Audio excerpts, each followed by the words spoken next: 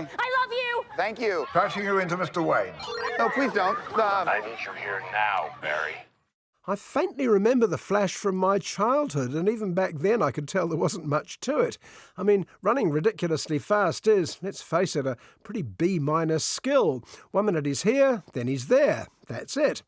But for some reason, the Flash proved to have legs, so to speak, so his writers had to come up with something to do with him. And they finally settled on, thank you, Albert Einstein, time travel.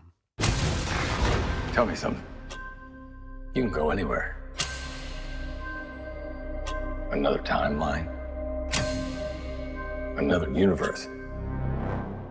The speed of light equals time travel, apparently, and when Barry Allen is already a geeky, neurotic kid whose problems all stem from the death of his mother, you can see why time travel might appeal.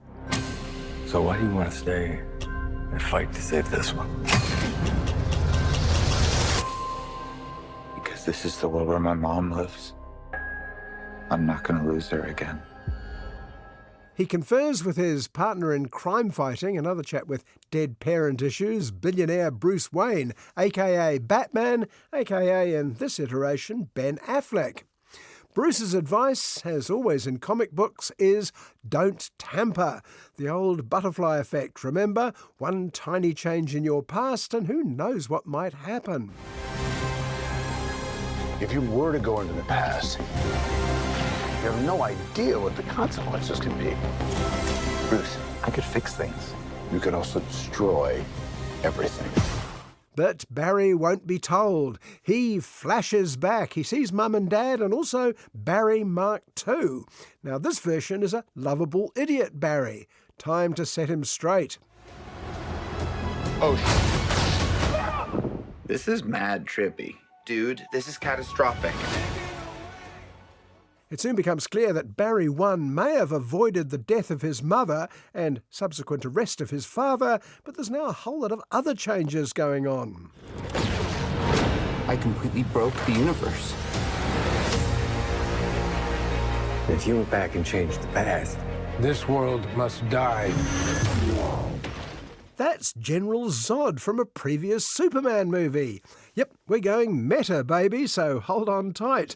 And the only person who can help Barry now is his old buddy Bruce Wayne. Except Bruce has gone through a few changes himself. Oh. You are? yeah. I'm Batman. Well, that's the sound of the geekosphere losing its mind. It's only Michael freaking Keaton, the original Batman from Tim Burton's 1989 version. In this dimension, timeline, whatever you want to call it, Batman's pretty much given up crime fighting. But all it takes is two rival Flashes, one supervillain from a completely different movie, and the possibility of a catch-up with Superman himself to get him back in the Batmobile. Interesting group. Want some help? Wait, he's Batman? You want to get nuts? Let's get nuts. But which Superman, we wonder?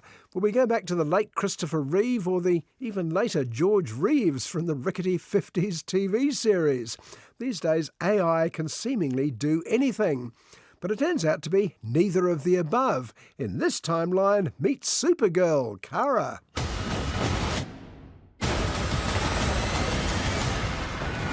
It's not Clark. My name is Kara. I'm Barry. We're Barry. Now, I'm on record for being multiverse unfriendly, whether it's the latest Spider-Man hodgepodge, the aptly named Multiverse of Madness, or even Oscar-winning video game mashups like Everything Everywhere All at Once. Too much stuff, not enough real people, to put my objections in a nutshell. I have to undo what I did. These scars we have make us who we are. I'm not meant to go back and fix them. But the Flash manages to pull a surprising number of rabbits out of the hat. Star Ezra Miller was decidedly creepy in both We Need to Talk About Kevin and Fantastic Beasts. And since then, Ezra has not only fallen foul of just about everyone, but has gone non-binary too. But of course, the pronoun they works well here, with Ezra playing two distinct Barrys, often simultaneously and rather well. No matter what we do, we're not going to be able to fix this. No! Nobody dies! Aside from the two Ezras, the two Bruce Waynes, Michael Keaton with a twinkle in the eye, Ben Affleck without one, are pretty good too, particularly Keaton. And for the first 3/4 or so, The Flash works better than it should, probably because it's got another movie blazing the trail. Oh, this rips!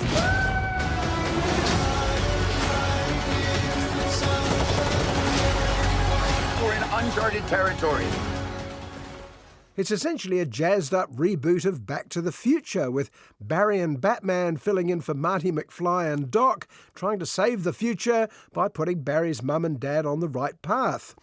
Well, aside from plot details, the main influence is on the tone. Family comedy meets drama and just a hint of romance at the end. Plus, countless popular culture references, including several in-jokes about Back to the Future itself. There's a guy called Superman who can stop Zod. Yeah. And flies, shoots lasers out of his eyes. Yes, he flies and he shoots lasers out of his eyes, yes. No one said Superman. That might be a little on the nose. You call yourself Batman. Yeah. I don't call myself Super Batman. At the end, the film yields to the fans and bombards us with more subplots and gags than anyone could ever need before finally getting back to Kansas. Don't worry about it. Maybe the new CEO of DC Movies can sort it out. All I can say is that if you're going to have a stupid time travel movie set in an infinite multiverse, starring at least one person you don't like very much, this is a pretty good one. Barry, what are you doing? Our kids are going to want to see this.